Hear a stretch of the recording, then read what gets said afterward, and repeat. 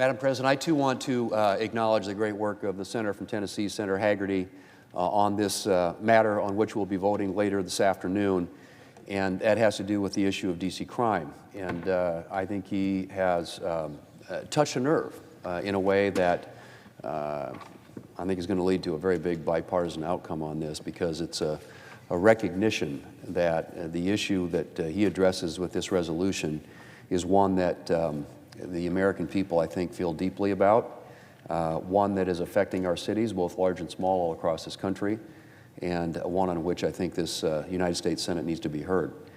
Madam President, on the last weekend in February, 8 men were fatally shot in Washington, D.C. 8 men on a single weekend. It was a tragic illustration of the current crime situation in our nation's capital. Homicides in Washington, D.C., which had already reached disturbing heights in 21 and 22, are up 33% so far this year compared to this point a year ago. Now, we're just 67 days into 2023, but so far this year, there have been 101 carjackings, and that's a motor vehicle theft where the victim is actually present. 66% of those involving guns. There have been a staggering 1,258 motor vehicle thefts to date this year. 1,258. That's an average of roughly 19 motor vehicle thefts every single day. 19 thefts every day. Madam President, in the face of the crime surge D.C.'s been experiencing for a while now, the D.C. City Council recently decided to pass legislation weakening penalties for a number of crimes. The bill the Council passed late last year would reduce the maximum penalty for crimes like carjacking, robbery, and firearm offenses, remove mandatory minimum sentences for all crimes except first-degree murder, clog up the court system by substantially expanding access to trial by jury to individuals charged with misdemeanors, and more. Madam President, later today we will be taking up legislation here in the United States Senate to block the bill. Congress, of course, has the legal authority to block D.C. ordinances thanks to federal legislation rooted in the Constitution, which gives Congress legislative jurisdiction over the seat of the U.S. government, namely Washington, D.C. And it looks like today's vote will receive strong support from both parties. Now, Madam President, that certainly was not looking like it would have been the case a week ago. Last month, the Biden administration issued a statement opposing the move to block D.C.'s crime bill. When the House took up the measure, 82% of House Democrats voted against blocking the D.C. bill. But last week, the President changed his tune. He announced that he would not veto the attempt to block the D.C. bill. And since then, Senate Democrats have been lining up to announce that they will vote to block D.C.'s measure.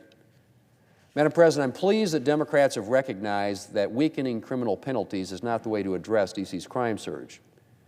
Blocking D.C.'s crime bill will be a victory for common sense and for the people of D.C. who deserve a safe city in which to live. But while I'm pleased at the expected outcome of today's vote, I remain deeply concerned about how we got here in the first place.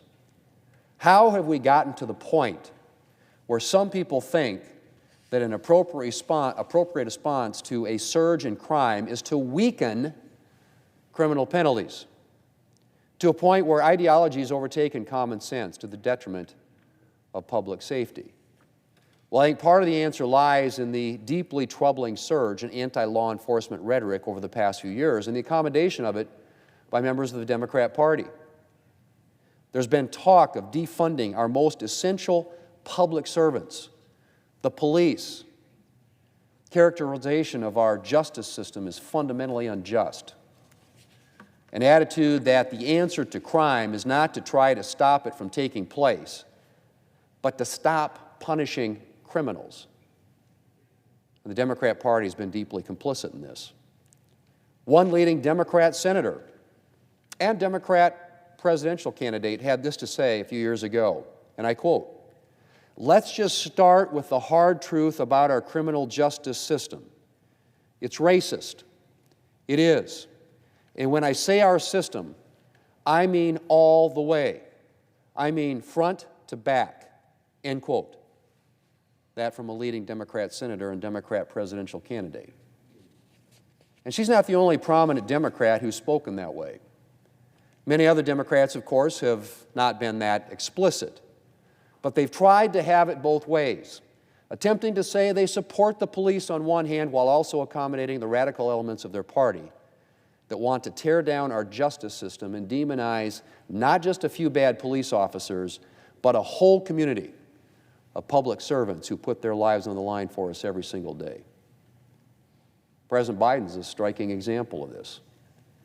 As his about-face on the D.C. crime bill makes clear, he's eager to portray himself as a supporter of law and order, especially, I assume, given that polling has made it clear that Americans are deeply concerned about crime. But at the same time that he's trying to portray himself as anti-crime, he is nominating individuals to serve in his administration who've engaged in anti-police rhetoric. The president can't have it both ways. And his attempt, and Democrats' attempt to do so, has helped a troubling anti-law enforcement, anti-justice system narrative to gain hold in our communities. Madam President, one thing I always think about when I hear anti-law enforcement rhetoric is how little attention is paid to the victim. People speak negatively about criminal penalties or over-policing, but they don't talk about the victims of violent crimes and what it's like to live in a place where you literally fear for your safety. As D.C.'s mayor recently said, and I quote, "We have to think about victims of crime as much as we think about perpetrators," end quote. And I would argue more than we think about perpetrators. But too often the focus of discussions is almost entirely on perpetrators, with little attention paid to the victims of crime or the consequences of tolerating criminal activity. As the D.C. police chief recently said of D.C.'s bill, and I quote, "Where's the victim in all of this? Who does this actually help? Is the victim being helped, or is it the person who victimizes?" I don't think victims win in that space. And again, that's a non-starter for me, end quote. That, Madam President, from the D.C. police chief, speaking of the very bill that we're going to block today. Madam President, bills like the D.C. City Council's bill should be a non-starter for everyone. And Democrat politicians need to stop accommodating the kind of ideology that thinks reducing criminal penalties is an appropriate response to crime. I'm thankful, as I said, for the Senator from Tennessee's leadership, and that later today we're going to vote to block legislation that would endanger D.C. residents and visitors to our nation's capital. I sincerely hope, that this vote will mark a return to common sense as we work to battle crime in D.C. and around the country. Madam President, I yield the floor.